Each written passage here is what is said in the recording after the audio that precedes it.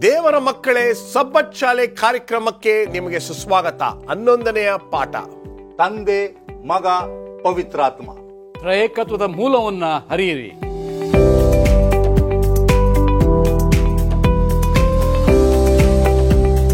ಸಬ್ಬತ್ ಶಾಲೆಯ ಪಾಠದ ಈ ಚರ್ಚೆಗೆ ನಿಮ್ಮೆಲ್ಲರಿಗೂ ಸ್ವಾಗತ. ಬೋಧಕರಾಗಿರ್ತಕ್ಕಂಥ ರಾಜದಾಸ್ ಮತ್ತು ಬೋಧಕರಾಗಿರ್ತಕ್ಕಂಥ ಪ್ರಸನ್ನಕುಮಾರ್ ನಮ್ಮ ಈ ಕಾರ್ಯಕ್ರಮವನ್ನು ನಡೆಸಿಕೊಡಲು ಬಂದಿದ್ದಾರೆ. ಬನ್ನಿ ಅವರನ್ನು ಸ್ವಾಗತ ಮಾಡೋಣ. ಬೋಧಕರಾಗಿರ್ತಕ್ಕಂಥ ರಾಜದಾಸ್ ಮತ್ತು ಬೋಧಕರಾಗಿರ್ತಕ್ಕಂಥ ಪ್ರಸನ್ನಕುಮಾರ್, ನಮಸ್ಕಾರ. ತುಂಬ ಸಂತೋಷ ನೀವು ನಮ್ಮ ಕಾರ್ಯಕ್ರಮಕ್ಕೆ ಬಂದಿದ್ದು. 11ನೆಯ ಪಾಠದಲ್ಲಿ ನಾವು ಕಾಲಿಟ್ಟಿದ್ದೇವೆ. ತಂದೆ, ಮಗ ಮತ್ತು ಪವಿತ್ರಾತ್ಮನ ವಿಚಾರವಾಗಿ ನಾವು ಕಲೀಲಿಕ್ಕೆ ಹೋಗ್ತಾ ಇದ್ದೀವಿ. ಇಲ್ಲಿ ಸುವಾರ್ತಿಕನಾಗಿರ್ತಕ್ಕಂಥ ಯೋಹಾನನ್ನು ತುಂಬ ಚೆನ್ನಾಗಿ ಬರೆದಿದ್ದಾರೆ. If you want to understand God, you must look at Jesus ಅಂತ. ದೇವರನ್ನು ಅರ್ಥ ಮಾಡ್ಕೋಬೇಕಾದ್ರೆ ನೀವು ಯೇಸು ಸ್ವಾಮಿಯನ್ನು ನೋಡಬೇಕು ಎಂಬತಕ್ಕಂಥ ವಿಚಾರವನ್ನು ನಾವು ಇಲ್ಲಿ ಕಾಣ್ತೇವೆ. ನಾವು ಈ ಕಿರು ಪರಿಚಯವನ್ನು ನಿಮ್ಮನ್ನು ಕೇಳೋಕ್ಕಿಂತ ಮುಂಚಿತವಾಗಿ ಸ್ಮರಣವಾಕ್ಯ ಯೋಹಾನ 14ನೇ ಅಧ್ಯಾಯ 26ನೇ ವಚನವನ್ನು ದಯವಿಟ್ಟು ಓದಬೇಕು ಅಂತ ನಾನು ಪಾಸ್ಟರ್ ರಾಜದಾಸ್ ಅವ್ರನ್ನ ಕೇಳ್ಕೊಳ್ತೇನೆ.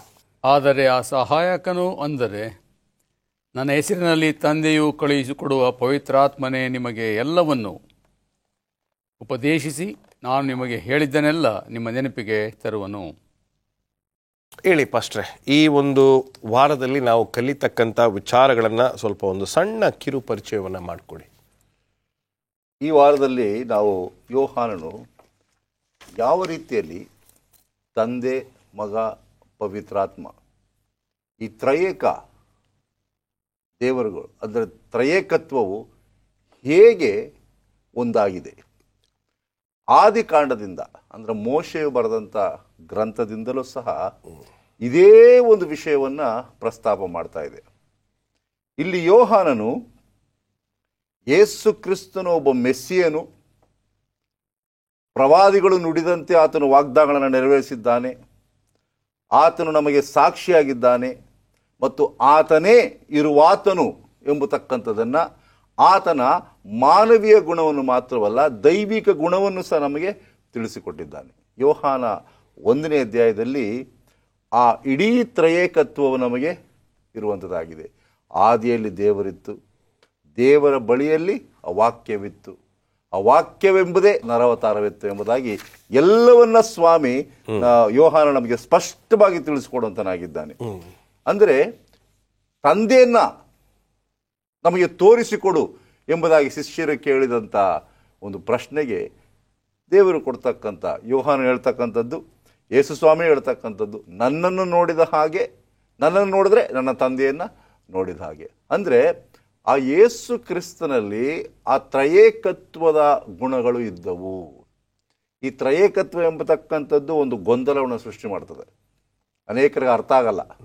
ತಂದೆ, ಮಗ, ಪರಿಶುದ್ಧಾತ್ಮ ಈ 3 ಬೇರೆ ದೇವರುಗಳ, ಇವರು 3 ತಲೆಗಳ ಒಂದು ದೇಹವ, 3 ದೇಹವ ಒಂದು ತಲೆಯ, ಇದನ್ನು ಅರ್ಥವಾಗದೇ ಇರತಕ್ಕಂಥ ಒಂದು ಗೌಪ್ಯವಾದಂಥ ವಿಷಯ ಎಂಬುದಾಗಿ, ಮರ್ಮ ಎಂಬುದಾಗಿ. ಆದರೆ ವಿಪರ್ಯಾಸ ಏನಪ್ಪ ಅಂದರೆ ಕೆಲವರು ಇದನ್ನು ಅರ್ಥವಾಗೋದಿಲ್ಲ ಎಂದು ಮಾತ್ರಕ್ಕೆ ಅದನ್ನು ತಿರಸ್ಕಾರ ಮಾಡ್ತಾರೆ. ಅದು ಮೂರ್ಖತನ. ತಿಳ್ಕೊಳ್ಳೋದಿಲ್ಲ ಅಂದ ತಕ್ಷಣ ನಾವು ಅದನ್ನು ಬಿಟ್ಬಿಡೋದೇ ತಪ್ಪಾಗ್ತದೆ. ಈಗ ಉದಾಹರಣೆಗೆ ಎಷ್ಟೋ ಸಭೆಗಳಲ್ಲಿ ದಾನಿಯೇಲ ಮತ್ತು ಪ್ರಕಟಣೆ ಪುಸ್ತಕವನ್ನು ಓದೋದಿಲ್ಲ, ಮುಟ್ಟದೇ ಇಲ್ಲ. ಅವರು ಕಾರಣ ಏನು ಗೊತ್ತಿಲ್ಲ. ಅದರ ಮರ್ಮ ನಮಗೆ ಅರ್ಥ ಆಗೋದಿಲ್ಲ ಎಂಬುದಾಗಿ. ನಿಮ್ಗೆ ಅರ್ಥ ಆಗೋದಿಲ್ಲ ಅಂದ ಮಾತ್ರಕ್ಕೆ ಆ ಪುಸ್ತಕವನ್ನು ಓದಬಾರ್ದು, ಆ ಪುಸ್ತಕವನ್ನು ಮುಟ್ಟಬಾರ್ದು, ಆ ಪುಸ್ತಕವನ್ನು ತಿರಸ್ಕಾರ ಮಾಡಬಾರ್ದು ಅಂತಲ್ಲ. ಹುಡುಕಬೇಕು. ಸತ್ಯವೇದ ಎಂಬತಕ್ಕಂಥದ್ದು ಹುಡುಕಿ ನಾವು ತಿಳ್ಕೊಳ್ತಕ್ಕಂಥ ಅನೇಕ ವಿಷಯಗಳಿವೆ. ಕೆಲವರು ಹೇಳ್ತಾರೆ ಅದು ಮುಚ್ಚಲ್ಪಟ್ಟಿರ್ತಕ್ಕಂಥ ಪುಸ್ತಕ, ಅದು ಈಗೆಲ್ಲ ತೆರೀಬಾರ್ದು, ಬೇಗ ತೆರೀಬೇಕು ಅಂತ.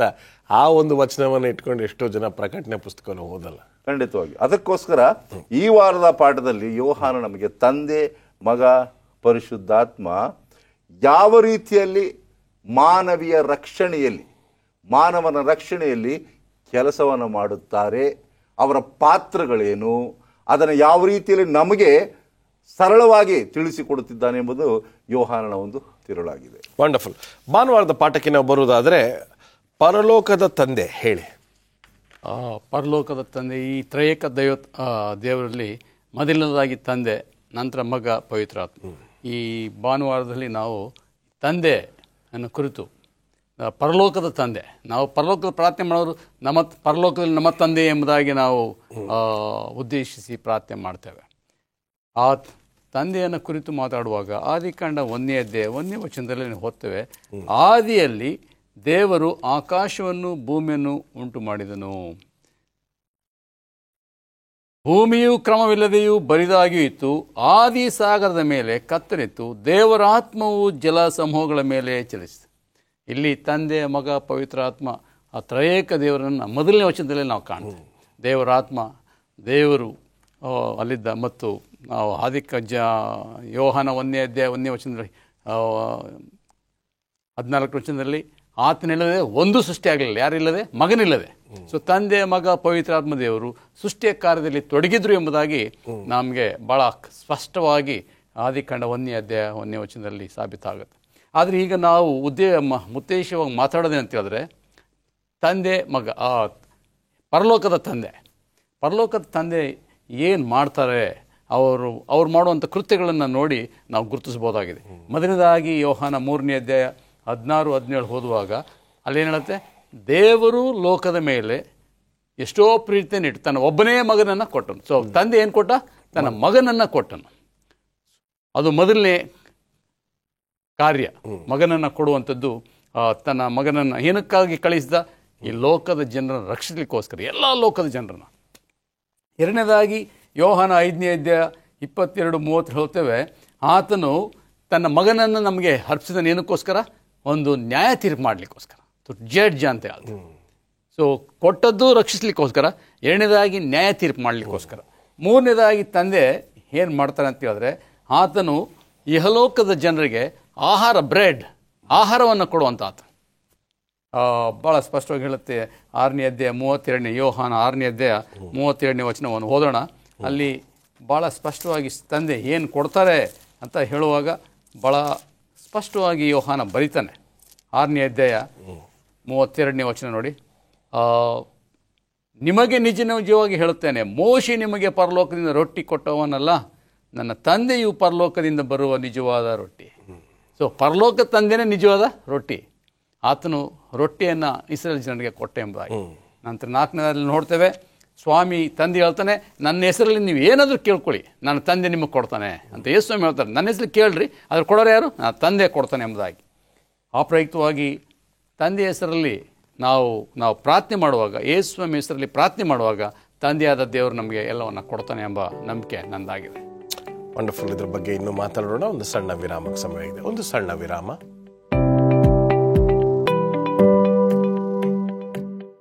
Welcome back. ಸೋಮವಾರದ ಪಾಠದಲ್ಲಿದ್ದೇವೆ. ಯೇಸು ಸ್ವಾಮಿಯು ಮತ್ತು ತಂದೆ. ಹೇಳಿ ಪಾಸ್ಟರ್ ಪ್ರಸನ್ನ. ಯೇಸು ಸ್ವಾಮಿ ಮತ್ತು ತಂದೆ ಒಂದಾಗಿದ್ದಾರೆ, ಅವರನ್ನು ಬೇರೆ ಮಾಡಲು ಸಾಧ್ಯವಿಲ್ಲ. ಯಾಕೆಂದ್ರೆ ಸೃಷ್ಟಿಯಲ್ಲಿ ನಾವು ನೋಡ್ತೇವೆ, ಆದಿಕಾಂಡ 1ನೇ ಅಧ್ಯಾಯ 26 ಮತ್ತು 27ನೇ ವಚನ ಹೇಳುವಾಗ, ದೇವರು ಮಾನವನನ್ನು ಸೃಷ್ಟಿ ಮಾಡುವಾಗ ನಮ್ಮ ಸ್ವರೂಪದಲ್ಲಿ ನಮ್ಮ ಹೋಲಿಕೆಗೆ ಸರಿಯಾಗಿ ಮನುಷ್ಯನನ್ನು ಉಂಟು ಮಾಡೋಣ. ಅಂದರೆ ಇವತ್ತು ನಾವು ಆ ತ್ರಯೇಕತ್ವದ ಸ್ವರೂಪದಲ್ಲಿದ್ದೇವೆ. ದೇವರನ್ನ ನಾವು ನಮ್ಮ ಆಲೋಚನೆಗೆ ತಕ್ಕಂತೆ ಊಹಿಸಬಾರದು, ಆದರೆ ನಾವು ಆತನ ಹೋಲಿಕೆಯಲ್ಲಿದ್ದೇವೆ ಎಂಬತಕ್ಕಂಥದ್ದು ಅದು ದೇವರು ನಮ್ಮ ಮೇಲಿಟ್ಟತಕ್ಕಂಥ ಪ್ರೀತಿ. ಆದರೆ ಈ ಪಾಪವು ಒಂದು ಅಡ್ಡಗೋಡೆಯಾಗಿ ಬಂದು ಆ ಒಂದು ದೇವರ ಮತ್ತು ಪ್ರಥಮ ಮಕ್ಕಳ ಸಂಬಂಧವನ್ನು ಕಡಿದು ಹಾಕಿತು. ಆ ಸಂಬಂಧವು ಎಷ್ಟರ ಮಟ್ಟಿಗೆ ಕಡಿದು ಹಾಕಿತು ಎಂಬುದಾಗಿ ಹೇಳುವಾಗ, ಇವತ್ತು ಆ ದೇವರನ್ನ ನೋಡುವುದಕ್ಕೂ ನಮಗೆ ಆಗ್ತಾ ಇಲ್ಲ. ಆದಿಕಾಂಡ 3ನೇ ಅಧ್ಯಾಯ 7-9 ವಚನವನ್ನು ಗಮನಿಸುವಾಗ, ಯಾವ ಸಮಯದಲ್ಲಿ ಆದಾಮ ಮತ್ತು ಅವಳು ಹಣ್ಣನ್ನು ತಿಂದ್ರೋ ಅವರಿಬ್ಬರ ಕಣ್ಣುಗಳು ತೆರೆದವು, ತಾವು ಬೆತ್ತಲಾಗಿದ್ದೇವೆ ಎಂದು ತಿಳಿದು ಅಂಜೂರದ ಎಲೆಗಳನ್ನು ಒಲಿದು ಉಟ್ಟುಕೊಂಡರು. ಇಲ್ಲಿ ದೇವರು ಮನುಷ್ಯನನ್ನು ಹುಡುಕಲು ಬರ್ತಾ ಇದ್ದಾರೆ. ಎಲ್ಲಿದ್ದೀರಾ ನೀವು? ಯಾಕೆ ಹೊತ್ಕೊಂಡಿದ್ದೀರಾ? ಒಂದನ್ನು ಅರ್ಥ ಮಾಡ್ಕೊಳ್ಬೇಕು, ತ್ರಯೇಕತ್ವದ ಉದ್ದೇಶವೇ ಮಾನವರಿಗೆ ಒಂದು ಗುಣವನ್ನು ಕೊಡೋದಕ್ಕೋಸ್ಕರ, ಒಂದು ಧೈರ್ಯವನ್ನು ತುಂಬುವುದಕ್ಕೋಸ್ಕರ. ಯಾವ ಒಂದು ಪಾಪವು ಸಂಬಂಧವನ್ನು ಒಡೆದು ಹಾಕಿತೋ ಆ ಸಂಬಂಧವನ್ನು ಮತ್ತೊಮ್ಮೆ ಜೋಡಿಸಬೇಕು ಎಂಬುದು ದೇವರ ಉದ್ದೇಶವಾಗಿದೆ. ಅದಕ್ಕೋಸ್ಕರ ತಾನೇ ತ್ರಯೇಕತ್ವದ ಒಬ್ಬ ವ್ಯಕ್ತಿ ಯೇಸು ಸ್ವಾಮಿಯು ಈ ಲೋಕಕ್ಕೆ ಮಾನವ ರೂಪವನ್ನು ತಾಳಬೇಕಾಗಿತ್ತು. ಯಾವ ವಾಕ್ಯವು ದೇವರ ಬಳಿಯಲ್ಲಿತ್ತು ಅದೇ ವಾಕ್ಯವು ಈ ಲೋಕದಲ್ಲಿ ನಮಗೆ ನರವತಾರವನ್ನೆತ್ತಬೇಕಾಯಿತು. ಪಾಪದ ಸ್ವಭಾವಗಳಲ್ಲಿ ಪಾಲಾಗಬೇಕಾಗಿತ್ತು, ಆದರೆ ಪಾಪವನ್ನು ಮಾಡಲಿಲ್ಲ. ಆತನು ಪಾಪವಿಲ್ಲದೆ ಹುಟ್ಟಿದಂಥ ವ್ಯಕ್ತಿ. ಸ್ತ್ರೀಯರಲ್ಲಿ ಆತನು ಹುಟ್ಟಿದಾಗ್ಯೂ ಸಹ ಆತನು ಪಾಪವನ್ನು ಮಾಡಲಿಲ್ಲ. ಪ್ರತಿ ಸಾರಿಯೂ ದೇವರು ಹೇಳ್ತಕ್ಕಂಥದ್ದು ಈ ತ್ರಯೇಕತ್ವದಲ್ಲಿ, ನಾನು ಮತ್ತು ನನ್ನ ತಂದೆಯು ಒಂದಾಗಿದ್ದೇವೆ, ನಮ್ಮನ್ನು ಬೇರೆ ಮಾಡಲು ಸಾಧ್ಯವಿಲ್ಲ. ನನ್ನನ್ನು ನೋಡಿದರೆ ನನ್ನ ತಂದೆಯನ್ನು ನೋಡಿದ ಹಾಗೆ. ಸೊ ಯೇಸು ಕ್ರಿಸ್ತನು ಮತ್ತು ತಂದೆಯು ಪ್ರತಿ ಸಾರಿಯೂ ಅವರು ದೇವರಿಗೆ ಮಹಿಮೆಯನ್ನು ತರ್ತಕ್ಕಂಥದ್ದು. ಉದಾಹರಣೆಗೆ ಯೋಹಾನ 17ನೇ ಅಧ್ಯಾಯದಲ್ಲಿ ಯೇಸು ಕ್ರಿಸ್ತನ ಒಂದು ದೀರ್ಘವಾದ ಪ್ರಾರ್ಥನೆ. ಆ ದೀರ್ಘವಾದ ಪ್ರಾರ್ಥನೆಯಲ್ಲಿ ಆತನು ಹೇಳ್ತಕ್ಕಂಥ, ಸ್ವಾಮಿ ನಿನ್ನ ಮಹಿಮೆಯನ್ನು ನನಗೆ ಕೊಟ್ಟ ಹಾಗೆ ನನ್ನನ್ನು ನಂಬಿರ್ತಕ್ಕಂಥ ಮಕ್ಕಳು ಸಹ ಅದೇ ಮಹಿಮೆಯನ್ನು ಹೊಂದಬೇಕು ಎಂಬತಕ್ಕಂಥದ್ದನ್ನು ಆಸೆ ಆಗಿದೆ. ಶ್ರೀಮತಿ ವೈಟಮನ್ ಅವರು ಹೇಳ್ತಾರೆ, ಇನ್ ಕ್ರೈಸ್ಟ್ ಲೈಫ್ ಈಸ್ ಒರಿಜಿನಲ್ ಅಂತ, ಇಟ್ಸ್ ನಾಟ್ ಬಾರೋಡ್. ಕ್ರಿಸ್ತನಲ್ಲಿ ಆ ಜೀವ ಎಂಬತಕ್ಕಂಥದ್ದು ಅದೇ ಮೂಲ, ಅದನ್ನು ಯಾವುದ್ರದ್ದು ಕೊಂಡುಕೊಳ್ಳಿಲ್ಲ ನಾವು ಎಂಬುದಾಗಿ. ಈ ತ್ರಯೇಕತ್ವ ದೇವರು ಏನು ಮಾಡಿದ್ರು ಎಂಬುದಾಗಿ ಫಿಲಿಪ್ಪಿಯದವರಿಗೆ ಬರೆದ ಪತ್ರಿಕೆ ಪೌಲನು ಹೇಳ್ತಾನೆ 2ನೇ ಅಧ್ಯಾಯ 7ನೇ ವಚನದಲ್ಲಿ, ತನ್ನನ್ನು ಬರಿದು ಮಾಡಿಕೊಂಡು ದಾಸನ ರೂಪವನ್ನು ಧರಿಸಿಕೊಂಡು ಮನುಷ್ಯರಿಗೆ ಸದೃಶನಾದನು.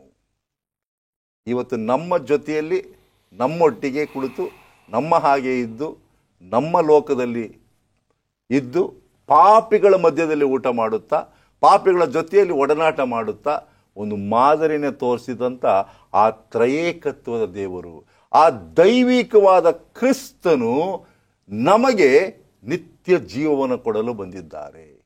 ಇದು ತಂದೆ ಮಗ ಇರ್ತಕ್ಕಂಥ ಒಂದು ಉದ್ದೇಶ. ದೇವರು ಕ್ರಿಸ್ತನಲ್ಲಿ, ಕ್ರಿಸ್ತನು ತಂದೆಯಲ್ಲಿ ತಮ್ಮನ್ನು ಜೋಡಿಸಿಕೊಂಡಿದ್ದಾರೆ. ನಾವು ಯಾವುದೇ ಕಾರಣಕ್ಕೂ ಇವರನ್ನು ಬೇರೆ ಮಾಡಲು ಸಾಧ್ಯವಿಲ್ಲ. ವಂಡರ್ಫುಲ್. ಮಂಗಳವಾರಕ್ಕೆ ನಾವು ಬರೋದಾದರೆ, ಮಗನನ್ನು ತಿಳ್ಕೊಂಡ್ರೆ ತಂದೆಯನ್ನು ತಿಳ್ಕೋಬಹುದು ಎಂಬತಕ್ಕಂಥ ಶಿರೋನಾಮ ಇದೆ. ಇದನ್ನು ಸ್ವಲ್ಪ ಪರಿಚಯ ಮಾಡಿಕೊಡಿ ಪಾಸ್ಟರ್ ರಾಜದಾಸ್. ಬಹಳ ಸ್ಪಷ್ಟವಾಗಿ ಯೋಹಾನ ಹೇಳಿದಾನೆ 5ನೇ ಅಧ್ಯಾಯ 30ನೇ ವಚನದಲ್ಲಿ, ನನ್ನಷ್ಟಕ್ಕೆ ನಾನೇ ಏನು ಮಾಡಲಾರೆನು, ತಂದೆ ಹೇಳಿದ್ದನ್ನು ಕೇಳಿ ನ್ಯಾಯ ತೀರಿಸುತ್ತೇನೆ ಮತ್ತು ಸ್ವಂತ ಚಿತ್ತ ನೆರವೇರಿಸಬೇಕೆಂದು ಅಪೇಕ್ಷಿಸದೆ ನನ್ನನ್ನು ಕಳುಹಿಸಿದಾತನ ಚಿತ್ತ ನೆರವೇರಿಸಬೇಕೆಂದು ಅಪೇಕ್ಷಿಸುವುದರಿಂದ ನಾನು ಮಾಡುವ ತೀರ್ಪು ನ್ಯಾಯವಾಗಿದೆ. ಅಂದರೆ ತಂದೆ ತಿಳಿದೆ ಮಗ ಏನೂ ಮಾಡಲ್ಲ, ಮಗನ ತಿಳಿದೆ ತಂದೆಗೇನು ಗೊತ್ತಿಲ್ಲ ಅಂತ ಹೇಳಕ್ಕೆ ಎಲ್ಲ ಅವರಿಬ್ಬರೂ ಟ್ರಾನ್ಸ್ಪರೆಂಟ್, ಪಾರದರ್ಶಕವಾಗಿರ್ತಾರೆ ಒಬ್ರಿಗೊಬ್ಬರು. ತಂದೆ ಮಗ ಮಾಡೋ ಎಲ್ಲ ಕಾರ್ಯಗಳಲ್ಲಿ ಒಬ್ರಿಗೊಬ್ಬರು ನಾನು ಹೀಗೆ ಮಾಡ್ತೇನೆ ಎಂಬುದು ಗೊತ್ತಿರ್ತದೆ. ಅದರಲ್ಲಿ ವ್ಯತ್ಯಾಸ ಇರಲ್ಲ, ಬೇರ್ಪಡಿಸ್ಲಿಕ್ಕಾಗಲ್ಲ. ಈ ಕೊನೆ ಕಾಲದಲ್ಲಿ ಸೈತಾನ ಏನು ಮಾಡಿದ್ದಾನೆ, ಹಾದಿಯಲ್ಲೇ ಈ ಸಂಬಂಧವನ್ನು ಹೊಡೆದಾಕ್ಲಿಕ್ಕೆ ಭಾಳ ಪ್ರಯತ್ನ ಪಟ್ಟಿದ್ದಾನೆ. ಹೇಗೆ ಆದಾಮ ಹವಳಿಗೆ ದೇವರ ಪರಲೋಕ ತಂದೆಯ ಸಂಬಂಧ ಹೊಡೆದಾಕದ, ಹಾಗೆ ತಂದೆಯ ಮಗನಿರ್ತಕ್ಕಂಥ ಸಂಬಂಧವನ್ನು ಸಹ ಹೊಡೆದಾಕ್ಬೇಕಂತ ಭಾಳ ಪ್ರಯತ್ನ ಪಟ್ಟ. ಎಲ್ಲಿ ಪ್ರಯತ್ನ ಪಟ್ಟ ಅಂತ ಹೇಳಿದ್ರೆ, ಯೇಸು ಸ್ವಾಮಿ ಶಿಲ್ಬೆ ಮೇಲೆ ಸಾಯುವಾಗ ಆ ಸ್ವಾಮಿ ಪರಲೋಕ ತಂದೆ ಮಗ ಸಾಯೋದನ್ನು ನೋಡ್ಲಿಕ್ಕಾಗದೆ ಏನು ಮಾಡೋದಂತೆ, ಮರೆಮಾಚ್ಬಿಟ್ಟಂತೆ. ಸೈತಾನ್ ತಿಳ್ಕೊಂಡು ಅಷ್ಟೇ ಅವ್ರ ಕತೆ ಮುಗಿತಿನ ಸಂಬಂಧ ಹೊಡೆದೋಗ್ಬಿಡ್ತು, ಅವ್ನು ಯಾವುದೇ ಕಾರಣಕ್ಕೂ ಮತ್ತೆ ತಂದೆ ಹತ್ರ ಏನಾಗಲ್ಲ, ಒಂದಾಗಲ್ಲ ಅಂತ ತಿಳ್ಕೊಂಡಿದ್ದ. ಆದರೆ ಸ್ವಾಮಿ ನಮಗೆ ಸ್ತೋತ್ರ, ಯೇಸು ಏನು ಮಾಡೋದಂದರೆ ಪಾಪರಹಿತವಾಗಿದ್ದ ಪ್ರಯುಕ್ತವಾಗಿ ಆ ಸಂಬಂಧ ಮತ್ತೆ ಅದು ಕಂಟಿನ್ಯೂ ಆಗ್ತಾ ಇದೆ. ವಂಡರ್ಫುಲ್. ಮುಂದುವರಿಸಿ ಪಾಸ್ಟರ್. ಇಡೀ ಸುವಾರ್ತೆಯಲ್ಲಿ, ಯೋಹಾನನ ಸುವಾರ್ತೆಯಲ್ಲಿ ಅಪೊಸ್ತಲನಾದ ಯೋಹಾನನು ಯೇಸು ಕ್ರಿಸ್ತನನ್ನ, ಮಗನನ್ನ ಯಾವ ರೀತಿಯಲ್ಲಿ ಅವರು ತಂದೆಯ ಕ್ರಿಯೆಗಳಲ್ಲಿ ಒಡನಾಟವನ್ನು ಹೊಂದಿದ್ದಾರೆ ಎಂಬುದನ್ನು ತೋರಿಸುತ್ತಾರೆ. ಯೋಹಾನ ಬರೆದ ಸುವಾರ್ತೆ 1ನೇ ಅಧ್ಯಾಯ 18ನೇ ವಚನ ಗಮನಿಸುವಾಗ ಅಲ್ಲಿ ನೋಡ್ತೇವೆ, ದೇವರನ್ನು ಯಾರು ಎಂದು ಕಂಡಿಲ್ಲ, ಯಾವನು ಏಕಪುತ್ರನು ಸ್ವತಃ ದೇವರು ಆಗಿದ್ದು ತಂದೆಯ ಎದೆಯಲ್ಲಿದ್ದಾನೋ ಆತನೇ ತಿಳಿಯಪಡಿಸಿದನು. ಅಂದರೆ ನಾನು ಈ ಲೋಕಕ್ಕೆ ಬಂದಿರತಕ್ಕಂಥದ್ದು ನನ್ನ ತಂದೆಯನ್ನು ತಿಳಿಸುವುದಕ್ಕೋಸ್ಕರ, ನನ್ನ ತಂದೆಯ ಗುಣಗಳನ್ನು ತಿಳಿಸುವುದಕ್ಕೋಸ್ಕರ. ಇವತ್ತು ಯೇಸುಸ್ವಾಮಿ ಆ ದೈವಿಕ ಗುಣವನ್ನು ಹೊಂದಿದ್ದರು ಎಂಬುದಾಗಿ ಹೇಳಿದರೆ ಅದು ತಂದೆಯ ಗುಣ. ತಂದೆಯ ಗುಣ ಬೇರೆ ಅಲ್ಲ, ಮಗನ ಗುಣ ಬೇರೆ ಅಲ್ಲ. ನನ್ನನ್ನು ನೋಡಿದ್ರೆ ನನ್ನ ತಂದೆಯನ್ನು ನೋಡಿದ ಹಾಗೆ ಎಂಬುದಾಗಿ ಯಾಕೆ ಅಷ್ಟು ಖಚಿತವಾಗಿ ಹೇಳ್ತಾನೆ ಎಂಬುದಾಗಿ ಹೇಳುವಾಗ, ತಂದೆಯ ಎಲ್ಲ ಗುಣಗಳು ಈತನಲ್ಲಿ ಇತ್ತು. ಕೆಲವು ವಚನಗಳನ್ನು ನಾವು ಓದಬೇಕು. ಯೋಹಾನ್ ಬರೆದ ಸುವಾರ್ತೆ 7ನೇ ಅಧ್ಯಾಯ 16ನೇ ವಚನವನ್ನು ಗಮನಿಸುವಾಗ ಇಲ್ಲಿ ತಂದೆ ಮತ್ತು ಮಗನಿಗೆ ಇರತಕ್ಕಂಥ ಒಂದು ಸಂಬಂಧವನ್ನು ಕುರಿತು ತಿಳಿಸುವಂಥದ್ದಾಗಿದೆ. ನಾನು ಹೇಳುವ ಬೋಧನೆಯು ನನ್ನದಲ್ಲ, ನನ್ನನ್ನು ಕಳುಹಿಸಿದಾತನದು. ಯೋಹಾನ 8:38 ತಿಳಿಸ್ತಕ್ಕಂಥದ್ದು, ನಾನು ನನ್ನ ತಂದೆಯ ಬಳಿಯಲ್ಲಿ ನೋಡಿದ್ದನ್ನು ಹೇಳುತ್ತೇನೆ, ನೀವು ತಂದೆಯಿಂದ ಕೇಳಿದ್ದನ್ನು ಮಾಡಿರಿ ಅಂದನು. ಅನೇಕ ವಚನಗಳು ನಮಗೆ ಪದೇ ಪದೇ ತಿಳಿಸ್ತಕ್ಕಂಥದ್ದು ಏನಪ್ಪ ಅಂದರೆ, ತಂದೆಯು ಮಗನು ಒಂದಾಗಿದ್ದಾರೆ, ಅವರನ್ನ ಬೇರು ಮಾಡಲು ಸಾಧ್ಯವಿಲ್ಲ. ಮತ್ತು ಯೇಸುಸ್ವಾಮಿಯನ್ನು ನೋಡಿದವರು ತಂದೆಯನ್ನು ನೋಡಿದ ಹಾಗೆ. ವಂಡರ್ಫುಲ್. ಇನ್ನು ಮುಂದಿನ ಕಾರ್ಯಕ್ರಮಗಳಲ್ಲಿ ಇದರ ಬಗ್ಗೆ ನಾವು ಇನ್ನೂ ಚರ್ಚೆ ಮಾಡೋಣ. ಈಗ ಒಂದು ಸಣ್ಣ ವಿರಾಮಕ್ಕೆ ಸಮಯ ಆಗಿದೆ. ಒಂದು ಸಣ್ಣ ವಿರಾಮದ ನಂತರ ಬುಧವಾರ ಮತ್ತು ಗುರುವಾರದ ಅಂಶಗಳನ್ನು ಮುಂದಿನ ಭಾಗದಲ್ಲಿ ಚರ್ಚೆ ಮಾಡಲಿಕ್ಕಿದ್ದೇವೆ.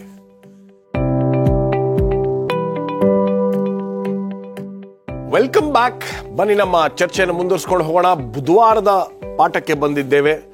ತುಂಬ ಮರ್ಮ ಅಂತ ನೆನೆಸ್ಕೊಂಡಿರ್ತಕ್ಕಂಥ ಜನರು ಆ ವಿಷಯಕ್ಕೆ ಬಂದಿದ್ದೇವೆ. ಈ ಪವಿತ್ರಾತ್ಮನು, ಯಾರೋ ಒಬ್ಬರು ನನ್ನ ಸ್ನೇಹಿತ ಒಬ್ಬ ಹೇಳ್ತಿದ್ದೆ ಯಾವಾಗಲೂ, the more we learn the more mysterious ಈ ಬಿಕಮ್ಸ್ ಅಂತ ಹೇಳಿ. ಪಾಸ್ಟರ್ ರಾಜದಾಸ್ ಅವರೇ, ಈ ಪವಿತ್ರಾತ್ಮನ ಬಗ್ಗೆ ಮಾಹಿತಿಯನ್ನು ನೀಡಿ. ಬುಧವಾರದ ಪಾಠದಲ್ಲಿ ಪವಿತ್ರಾತ್ಮನ ಬಗ್ಗೆ ನಾವು ಕಲಿತೇವೆ. ಈ ಯೋಹಾನ 1ನೇ ಅಧ್ಯಾಯದಲ್ಲಿ ನಾವು ಇಲ್ಲಿ ತಂದೆ ಮಗನ ಬಗ್ಗೆ ಮಾತ್ರ ಇದುವರೆಗೆ ನಾವು ತಂದೆ ಮಗ ಒಂದೇ ಅಂತಿದ್ವಿ. ಆದರೆ ಪವಿತ್ರಾತ್ಮನು ಸಹ ಹಿನ್ನೆಲೆಯಲ್ಲಿ ಇದ್ದಾನೆ ಎಂಬುದನ್ನು ನಾವು ಗ್ರಹಿಸ್ಕೊಳ್ಬೇಕಾಗಿದೆ. 1ನೇ ಅಧ್ಯಾಯ 10ನೇ ವಚನದಿಂದ ಹೋಗ್ತೇವೆ. ಆತನು ಲೋಕದಲ್ಲಿ ಇದ್ದನು ಮತ್ತು ಲೋಕವು ಆತನ ಮೂಲಕವಾಗಿ ಉಂಟಾಯಿತು, ಆದರೂ ಲೋಕವು ಆತನನ್ನು ಹರಿಯಲಿಲ್ಲ. ಯಾರನ್ನ? ಪವಿತ್ರಾತ್ಮನನ್ನು ಹರಿಯಲಿಲ್ಲ ಅಂತೇಳಿ. ಲೋಕದಲ್ಲಿ ಇದ್ರೂ ಅದು ಕಣ್ಣು ಕಾಣದೆ ಅದೃಶ್ಯ ಸ್ವರೂಪನಾದ ಪ್ರಯುಕ್ತವಾಗಿ ದೇವರ ಒಂದು ಗುಣಲಕ್ಷಣ ಅಂತ ಹೇಳಿದ್ರೆ ಅದೃಶ್ಯ ಸ್ವರೂಪನ ಅಂತ ಹೇಳ್ತಾರೆ. ಸ್ವನಿರ್ಮಿತನು ಮತ್ತು ಅದೃಶ್ಯ ಸ್ವರೂಪನು. ಜನ ಆತನ ಹರಿಲಿಲ್ಲ. ಆತನು ತನ್ನ ಸ್ವಾಸ್ಥ್ಯಕ್ಕೆ ಬಂದನು, ಆದರೆ ಸ್ವಂತ ಜನರು ಆತನನ್ನು ಅಂಗೀಕರಿಸಿಲ್ಲ. ಅದು ಯೇಸು ಸ್ವಾಮಿಯನ್ನು ಕುರಿತು ಹೇಳುವಂಥದ್ದಾಗಿದೆ. ಯೇಸು ತನ್ನ ಸ್ವಂತ ಜನರ ಬಳಿಗೆ ಹೋದ, ಸ್ವಂತ ಜನರು ಆತನ ಅಂಗೀಕರಿಸಲಿಲ್ಲ. ಯಾರ್ಯಾರು ಆತನ ಅಂಗೀಕರಿಸಿದರೋ, ಅಂದರೆ ಆತನ ಹೆಸರಿನಲ್ಲಿ ನಂಬಿಕೆ ಇಟ್ಟರೋ, ಅವರಿಗೆ ದೇವರ ಮಕ್ಕಳಾಗುವ ಅಧಿಕಾರವನ್ನು ಕೊಟ್ಟನು. ಈಗ ನಾವೆಲ್ಲ ಯೇಸು ಸ್ವಾಮಿ ನಂಬಿದ್ರೆ ಯಾರು ಮಕ್ಕಳಾಗ್ತೀವಿ? ದೇವ್ರ ಮಕ್ಕಳು. ಅದು ಯಾರ ಕಾರ್ಯ? ಪವಿತ್ರಾತ್ಮನ ಕಾರ್ಯ. ಪವಿತ್ರಾತ್ಮನ ಮುಖಾಂತರನೇ ನಾವು ದೇವರ ಮಕ್ಕಳಾಗಲಿಕ್ಕೆ ಸಾಧ್ಯ ಆಗಿದೆ, ಅದು ನಂಬಿಕೆಯಿಂದ. ಅದರಿಂದ ಪವಿತ್ರಾತ್ಮ ದೇವರು ಇದ್ದಾನೆ ಎಂಬುದನ್ನು ನಾವು ಮರಿಬಾರ್ದಾಗಿದೆ. 13ನೇ ವಚನ ಭಾಳ ಸ್ಪಷ್ಟವಾಗಿ ಹೇಳುತ್ತೆ, ಇವರು ರಕ್ತ ಸಂಬಂಧದಾಗಲಿ ಕಾಮದಿಂದಾಗಲಿ ಪುರುಷ ಸಂಕಲ್ಪದಿಂದಾಗಲಿ ಹುಟ್ಟಿದವರಲ್ಲ, ದೇವರಿಂದಲೇ ಆತ್ಮನಿಂದಲೇ ಹುಟ್ಟಿದವರಂತೆ. ಯಾಕಂದ್ರೆ ದೇವ್ರ ವಾಕ್ಯ ಸ್ಪಿರಿಟ್ ಅಂತ ಹೇಳುತ್ತೆ. ವಾಕ್ಯ ಆತ್ಮ ಭರಿತವಾದದ್ದು, ಆತ್ಮ ಪ್ರೇರಿತವಾದದ್ದು. ಪ್ರತಿಯೊಂದು ಶಾಸ್ತ್ರವೂ ಆತ್ಮ ಪ್ರೇರಿತವಾಗಿದೆ, ಆದಿಯಿಂದ ಅಂತ್ಯದವರೆಗೆ. ಆ ಪ್ರಯುಕ್ತ ಪವಿತ್ರಾತ್ಮ ದೇವರು ಎಲ್ಲ ಕಾಲದಲ್ಲಿ, ಎಲ್ಲ ಸಮಯದಲ್ಲಿ, ಎಲ್ಲ ವಾಕ್ಯದಲ್ಲಿ ಪವಿತ್ರಾತ್ಮ ದೇವರು ಇದ್ದಾರೆ ಎಂಬುದನ್ನು ಮಾತ್ರ ಮರಿಬಾರ್ದಾಗಿದೆ. ಆ ಪವಿತ್ರಾತ್ಮ ದೇವರು ಮಾಡುವ ಕಾರ್ಯಗಳೇನೆಂಬುದಾಗಿ ಓದುವಾಗ ಯೋಹಾನ 3ನೇ ಅಧ್ಯಾಯ 5ರಿಂದ ಓದ್ತೇವೆ. ಆತ ನಮಗೆ ತನ್ನ ರಾಜ್ಯವನ್ನು, ದೇವರ ರಾಜ್ಯವನ್ನು ಕೊಡಲಿಕ್ಕೆ ಸಹಾಯ ಮಾಡ್ತಾನೆ. ಪವಿತ್ರಾತ್ಮ, the holy spirit leads to the kingdom of God ಅಂತ. ಎರಡನೇದಾಗಿ ನಮಗೆ ಜೀವವನ್ನು ಕೊಡಲಿಕ್ಕೆ ಸಹಾಯ ಮಾಡ್ತಾನೆ ಪವಿತ್ರಾತ್ಮ. ಮೂರನೇದಾಗಿ ಎಲ್ಲ ವಸ್ತುಗಳನ್ನು, ಎಲ್ಲ ವಿಷಯಗಳನ್ನು ಕಲಿಸ್ಲಿಕ್ಕೆ ಸಹಾಯ. ಈ ಟೀಚಸ್ ಆಲ್ ಥಿಂಗ್ಸ್ ಅಂತೆ. ಇವತ್ತು ನಮಗೆ ಇದೆಲ್ಲ ಕಲಿಬೇಕಾದ ಸಹಾಯ ಪವಿತ್ರಾತ್ಮ ಸಹಾಯನೇ. ಪವಿತ್ರಾತ್ಮ ಇಲ್ಲದೆ ನಾವೇನು ಕಲೀಲಿಕ್ಕಾಗಲ್ಲ, ಕಲಿಸೋಕ್ಕೂ ಆಗಲ್ಲ. ಹಾಗೂ ಮತ್ತು ಇನ್ನೊಂದು ಮಹಾ ಕಾರ್ಯ ಪವಿತ್ರಾತ್ಮ ದೇವರು ಮಾಡೋದು ಅಂತ ಹೇಳಿದ್ರೆ ಜ್ಞಾಪಕಕ್ಕೆ ತರಿಸ್ತಾರಂತೆ. ಯಾವ ಕಾಲದಲ್ಲಿ ಯಾವ ವಾಕ್ಯ ಮಾತಾಡಬೇಕು ನೆನಪು ಬರ್ತದೆ ನೋಡಿ, ಇದು ಪವಿತ್ರಾತ್ಮನ ಕೆಲಸ. ಸಹಜವಾಗಿ ನಾವು ಪ್ರಸಂಗ ಮಾಡುವಾಗ ಅನೇಕ ವಿಷಯ ಮರ್ತು ಬಿಡ್ತೀವಿ. ಆ ಟೈಮಲ್ಲಿ ನಾವು ಸಣ್ಣ ಪ್ರಾರ್ಥನೆ ಮನಸ್ಸಲ್ಲೇ ಮಾಡಿದಾಗ ಪವಿತ್ರಾತ್ಮ ದೇವರು ನಮಗೆ ಸಹಾಯ ಮಾಡ್ತಾನೆ, ನೆನಪಿಗೆ ತರಿಸ್ತಾನೆ. ಈ ವಿಷಯ ಹೇಳಬೇಕಂತೇಳಿ. ಇದು ಪವಿತ್ರಾತ್ಮನ ಕೆಲಸ. ಕೊನೆಯಲ್ಲಿ ಯೇಸು ಸ್ವಾಮಿ ನಿಜವಾದ ದೇವಕುಮಾರನು ಎಂಬುದಾಗಿ ಹೇಳಲಿಕ್ಕೆ ನಮಗೆ ಬಲ ಕೊಡೋರು ಯಾರು? ಪವಿತ್ರಾತ್ಮ ದೇವರು. ಪವಿತ್ರಾತ್ಮನಿಂದಲೇ ಇದು ಪಾಪ, ಇದು ನ್ಯಾಯ, ನೀತಿ ಎಂಬ ಅರಿವು ಸಹ ಆಗೋದು ಪವಿತ್ರಾತ್ಮನ ಸಹಾಯದಿಂದ. ಈ ಕಾರ್ಯಗಳು ಆಗಬೇಕಾದ್ರೆ ಪವಿತ್ರಾತ್ಮನ ಸಹಾಯ ಇಲ್ಲದೆ ಆಗ್ಲಿಕ್ಕೆ ಸಾಧ್ಯತೆಯೇ ಇಲ್ಲ. ಜನ ಅದನ್ನು ಮರೀತಾರೆ. ಇದನ್ನು ನಾವು ಅರ್ಥ ಮಾಡಿಕೊಂಡು ಈ ತಂದೆ, ಮಗ, ಪವಿತ್ರಾತ್ಮ ದೇವರು ಎಲ್ಲ ಸಮಯದಲ್ಲಿ, ಎಲ್ಲ ಕಾಲದಲ್ಲಿ ಎಲ್ಲರಿಗೂ ಉಪಯುಕ್ತವಾಗಿದ್ದಾರೆ. ಒಂದು ಸಣ್ಣ ಪ್ರಾರ್ಥನೆಯನ್ನು ಮಾಡಬೇಕು ಕೂಡ ಪವಿತ್ರಾತ್ಮನ ಬೆಂಬಲ ಬೇಕಂತ, ಇಲ್ಲಾಂದರೆ ಮೊಣಕಾಲೂರಿ ಪ್ರಾರ್ಥನೆ ಮಾಡಲಿಕ್ಕೆ ಸಾಧ್ಯವಿಲ್ಲ ಅಂತ ನಾವು ಸತ್ಯವೇದದಲ್ಲಿ ನೋಡ್ತೀವಿ. ಮುಂದೆ ಹೋಗೋಣ. ಯೇಸು ಸ್ವಾಮಿಯ ಪ್ರಾರ್ಥನೆ ಹೇಳಿ. ಯೋಹಾನ ಬರೆದ ಸುವಾರ್ತೆ 17ನೇ ಅಧ್ಯಾಯ. ಯೇಸು ತನ್ನ ಶಿಷ್ಯರಿಗಾಗಿಯೂ ತನ್ನ ಎಲ್ಲ ಭಕ್ತರಿಗಾಗಿಯೂ ದೇವರಿಗೆ ಮಾಡಿದ ವಿಜ್ಞಾಪನೆ ಅಥವಾ ಪ್ರಾರ್ಥನೆ. ಈ ಒಂದು ಪ್ರಾರ್ಥನೆಯನ್ನು ಅನೇಕ ಸಾರಿ ನಾವು ಏನಂತೇವೆ ಅಂದರೆ, ಇದು ಯೇಸು ಸ್ವಾಮಿಯ ಮಹಾಯಾಜಕನ ಪ್ರಾರ್ಥನೆ, ಅಂದರೆ ಆತನು ನಮಗೋಸ್ಕರ ಪ್ರಾರ್ಥಿಸುತ್ತಿದ್ದಾನೆ ಎಂಬತಕ್ಕಂಥದ್ದು. ಇದು ಯೇಸು ಸ್ವಾಮಿಯ ಈ ಲೋಕದ ಯಾತ್ರೆಯನ್ನು ವಿದಾಯ ಹೇಳ್ತಕ್ಕಂಥ ಒಂದು ವಿಧಾನ. ಈ ಲೋಕಕ್ಕೆ ಸ್ವಾಮಿ ಯಾವ ಕಾರಣಕ್ಕೆ ಬಂದನು ಎಂಬುದಾಗಿ ಹೇಳುವಾಗ, ಮಾನವನನ್ನು ಮತ್ತೊಮ್ಮೆ ನಾನು ವಿಮೋಚನೆ ಮಾಡಬೇಕು, ಪರಲೋಕಕ್ಕೆ ಅವರನ್ನ ಕೊಂಡುಕೊಳ್ಳಬೇಕು. ಅದು ಮಾತ್ರವಲ್ಲ, ಆ ತಂದೆಯ ಬಳಿಯಲ್ಲಿರ್ತಕ್ಕಂಥ ಸಂಬಂಧವನ್ನು ಸರಿಪಡಿಸಬೇಕು ನಾನು. ಈಗ ಮನೆ ಬಿಟ್ಟು ಓಡೋಗ್ಬಿಟ್ಟಿದ್ದಾರೆ ಮಕ್ಕಳು, ಮನೆ ಕರ್ಕೊಂಡು ಬರಬೇಕು. ದೇವರು ತನ್ನ ಮಗನನ್ನು ಕಳಿಸ್ಕೊಟ್ಟಿದ್ದಾರೆ, ಹೋಗ ಅವ್ರನ್ನ ಕರ್ಕೊಂಡು ಬಾ ಎಂಬುದಾಗಿ. ಆ ಸ್ವಾಮಿ ಈ ಲೋಕಕ್ಕೆ ಬಂದಿದ್ದಾನೆ. ಬಹಳ ಪ್ರಾಮಾಣಿಕವಾಗಿ ಯೇಸು ಸ್ವಾಮಿ ಈ ಲೋಕದಲ್ಲಿ ತಂದೆಯು ಕಳುಹಿಸಿರುವ ಆ ಜವಾಬ್ದಾರಿಕೆಯನ್ನು ಮಾಡಿದ್ದಾರೆ. ಅದರಲ್ಲಿ ಯಾವ ಒಂದು ತಾರತಮ್ಯ ಇಲ್ಲ, ಯಾವ ವ್ಯತ್ಯಾಸವಿಲ್ಲ. ಯೇಸು ಕ್ರಿಸ್ತನು ಈ ಲೋಕದಲ್ಲಿ ನನ್ನನ್ನು ತಂದೆ ಕಳಿಸ್ಕೊಟ್ಟಿದ್ದಾರೆ, ಆ ತಂದೆಯ ಚಿತ್ತವನ್ನು ನಾನು ನೆರವೇರಿಸಲು ಬಂದಿದ್ದೇನೆ. ಯೋಹಾನ ಬರೆದ ಸುವಾರ್ತೆ 17ನೇ ಅಧ್ಯಾಯವನ್ನು ನಾವು ಗಮನಿಸುವಾಗ ಇಲ್ಲಿ ಅನೇಕ ವಿಷಯಗಳನ್ನು ನಾವು ನೋಡ್ತೇವೆ. 3ನೇ ವಚನದಲ್ಲಿ ನಾವು ನೋಡ್ತೇವೆ, ಒಬ್ಬನೇ ಸತ್ಯದೇವರಾಗಿರುವ ನಿನ್ನನ್ನು ನೀನು ಕಳುಹಿಸಿಕೊಟ್ಟ ಯೇಸು ಕ್ರಿಸ್ತನನ್ನು ತಿಳಿಯುವುದೇ ನಿತ್ಯ ಜೀವವು. ನಾನು ಆ ನಿತ್ಯ ಜೀವನ ತಿಳಿಸ್ಲಿಕ್ಕೆ ಕೊಂಡು ಬಂದಿದೆ. ಆ ನಿತ್ಯ ಜೀವನ ಯಾರು ಕಳಿಸ್ಕೊಟ್ಟಿದ್ದಾರೆ? ನನ್ನ ತಂದೆ ಹೇಳ್ಕೊಟ್ಟಿದ್ದಾರೆ ಎಂಬುದಾಗಿ. ಆಗಿರುವಲ್ಲಿ ನಾವು ಇವತ್ತು ಆ ಯೇಸು ಕ್ರಿಸ್ತನು ತಿಳಿಸುವ ತಂದೆಯನ್ನು ಸ್ವೀಕಾರ ಮಾಡಬೇಕು, ಅಂಗೀಕಾರ ಮಾಡಬೇಕು. ಕ್ರಿಸ್ತನು ನಮಗೋಸ್ಕರ ಪ್ರಾರ್ಥನೆ ಮಾಡ್ತಾ ಇರುವಾಗ ಆ ಪ್ರಾರ್ಥನೆಯಲ್ಲಿ ನಾವು ಭಾಗಿಯಾಗಬೇಕು. ಆ ಪ್ರಾರ್ಥನೆಯನ್ನು ನಾವು ಸಹ ಮಾಡಬೇಕು. ಸ್ವಾಮಿ, ನಿನ್ನ ಚಿತ್ತವನ್ನು ನಾನು ನೆರವೇರಿಸುವಂತೆ ನನಗೆ ಸಹಾಯವನ್ನು ಕೊಡು. ನಿನ್ನ ಆತ್ಮನ ಸಹಾಯವಿಲ್ಲದೆ ನಾನು ಏನನ್ನೂ ಮಾಡಲಿಕ್ಕೆ ಶಕ್ತನಲ್ಲ ಎಂಬುದಾಗಿ ನಮ್ಮನ್ನು ಸಂಪೂರ್ಣವಾಗಿ ಆತನಿಗೆ ಒಪ್ಪಿಸಿಕೊಟ್ಟಾಗ ಖಂಡಿತವಾಗಿಯೂ ಕ್ರಿಸ್ತನ ಪ್ರಾರ್ಥನೆಗೆ ಒಂದು ಬೆಲೆ ಬರುವಂಥದ್ದಾಗಿದೆ. ಖಂಡಿತವಾಗ್ಲೂ ಸತ್ಯವೇದವನ್ನು, ಅದರಲ್ಲಿರ್ತಕ್ಕಂಥ ಮಹತ್ವವನ್ನು ಪವಿತ್ರಾತ್ಮನ ಮೂಲಕ ಕಲಿತು ಯೇಸು ಸ್ವಾಮಿಯ ಮಹತ್ವ ಏನು, ಆ ಮೂಲಕ ತಂದೆಯ ಮಹತ್ವ ಏನು ಎಂಬತಕ್ಕಂಥ ಅಂಶವನ್ನು ಅದ್ಭುತವಾಗಿ ನೀವಿಬ್ಬರು ತಿಳಿಸ್ಕೊಟ್ಟಿದ್ದೀರಾ. ದೇವರು ನಿಮ್ಮಿಬ್ಬರನ್ನು ಆಶೀರ್ವದಿಸಲಿ. ನಮಸ್ಕಾರ.